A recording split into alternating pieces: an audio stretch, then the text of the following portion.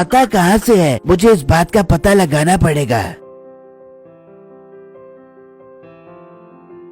मीठा चुपके से उसके पीछे से आता है तो वो गधा उसे देख लेता है और डर कर उड़ने लगता है। तो मीठा उसे पकड़ लेता है और वो गधा उसे अपने साथ ले जाता है और आसमान में एक जजीरे पर पहुंच जाता है जहां बहुत सारा सोना होता है। मीठा उस जजीरे पर उतर जाता है। आई लव यू गधा साहब, ये तुम मुझे सोने के जजीरे पर ले आए हो। मीठे भाई, मैं तुम्हारे बाग के फल खा जाता हूँ ना, इसलिए ही तो मैं तुम्हें इस जजीरे पर लेकर आया हूँ। गधे मियाँ तुम बोलते भी हो? हाँ हाँ, मैं बोलता हूँ और इंसानों की सब बातें समझता हूँ। तुम यहाँ से सोना ले लो, मैं तुम्हें वापस ले जाऊंगा, लेकिन एक बात याद रखना, तुम किसी लालच में न पड़ना। अरे गधे मियाँ, मीठा और लालची ये कभी नहीं हो सकता। मैं एक सखी और लोगों की मोहब्बत से भरा दिल रखता हूँ। लालच तो कभी मेरे करीब से भी नहीं होकर गुजरी।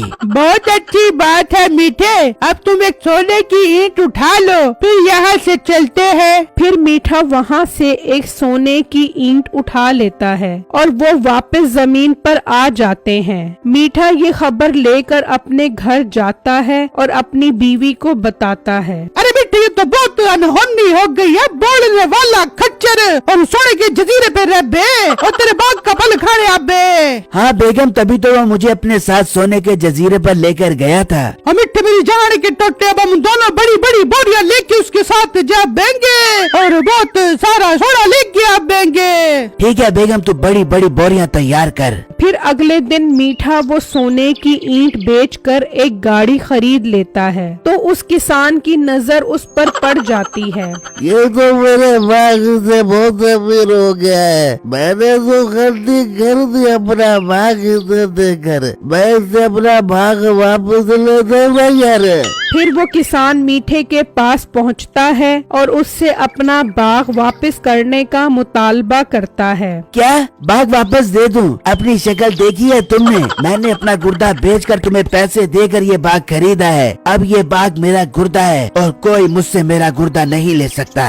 मीठे में अपना बाग तुमसे लेकर रहूंगा, चाहे इसके लिए मुझे भागी क्यों ना छोड़नी पड़ जाए ना यार।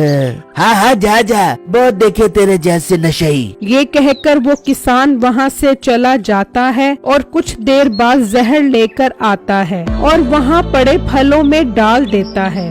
अरे मजा आएगा, लोग इसका फल खाकर मर जाएंगे और पुलिस इसको पकड़ कर ले जाएगी और ये बाग मुझे वापस मिल जाएगा ना यार।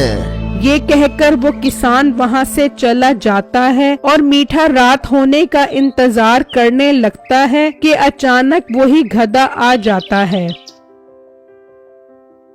अरे गधे मियाँ, ये क्या, आज आप दिन में ही आ गए? हाँ, बहुत जोर की भूख लग रही थी, सोचा अभी जाकर खाऊं। बहुत अच्छा किया जो आप मेरे बाग के फल फ्रूट खाने के लिए आ गए हो। अच्छा गधे साहब, मैंने अपनी बेगम को आपके बारे में बताया तो वो तो आपकी फैन हो गई। कहने लगी कि जब गधे मियाँ आए मुझे भी बुला लेना, मैं उनसे मुलाकात करना चाहती हूँ। ठीक है, तुम उन्हें लेकर आओ, इतने मैं फल खाता हूँ। फिर गधा जहर मिले फल खाने लग जाता है और मीठा अपनी बेगम को बुलाने चला जाता है। बेगम जल्दी सारी बोरियां उठा, वो गधा आ गया है, जल्दी कर। फिर वो बोरियां लेकर वहाँ पहुँचते हैं तो वो गधा जहरीले फल खा चुका होता है। हाय मिट्टी, कितना खूबसूरत है गधा साहब।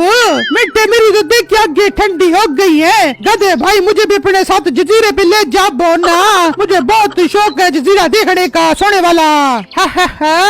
अच्छा परेशान मत हो, चलो मेरे साथ। फिर वो गधे की टांग पकड़कर ऊपर जजीरे में आ जाते हैं तो नसीबो ये मंजर देखकर बहुत हैरान होती है। मिट्टी, ये तो बहुत सारा सोना है, मिट्टी में तो सारा सोना समेट के लेके जा दूंगी। हाय, ये मुझे क्या हो गया, मेरा दिल क्यों बंद हो रहा है। ये कहकर वो गधा नीचे गिरकर मर जाता है। चल मिट्टी, जान छूट गई इस गधे से, मैं सारा सोना समेट के आती हूँ। ओ बेगम, तू इस सोने का क्या करेगी? अब ये सोना हमारे किस काम का, हम नीचे नहीं जा सकते, ये गधा तो मर गया है। हाय मिट्टी, मैंने तो ये सोचा ही नहीं। हाय मिट्टी, अब तो हम मर गए, अब हम नीचे कैसे जा पाएंगे? हाय मैं मर गई। किसी ने सच ही कहा है, लालच का अंजाम बुरा ही होता है। मेरी वीडियो को लाइक और मेरे चैनल को सब्सक्राइब कीजिएगा और मुझे कमेंट बॉक्स में जरूर बताइएगा कि आपको मेरी स्टोरी कैसी लगी। शुक्रिया।